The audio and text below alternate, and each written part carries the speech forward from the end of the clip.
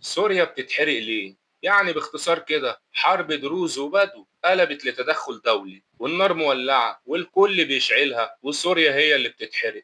ازاي؟ تعال نحكي من الأول. السويداء جنوب سوريا حصلت خناقة كبيرة بين شباب دروز وقبائل بدو، الدم سال والسلاح اشتغل والميليشيات طلعوا من تحت الأرض. الحكومة السورية ما دخلتش تفصل ولا توقف الدم، الرد إسرائيل دخلت على الخط وقالت انا هحمي الدروز، فطلعت طياراتها وقصفت مواقع للجيش السوري. بس يا صاحبي ما تخليش الشكل يخدعك، اسرائيل مش بتحمي حد، دي بتستغل الموقف علشان تفكك سوريا اكتر وتدخلها في فوضى طائفية وتمنع اي قوة حقيقية تطلع فيها.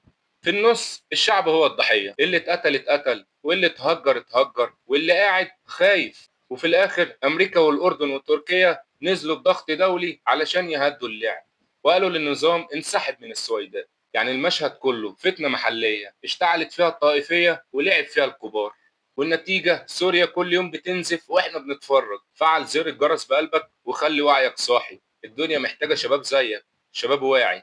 سلام.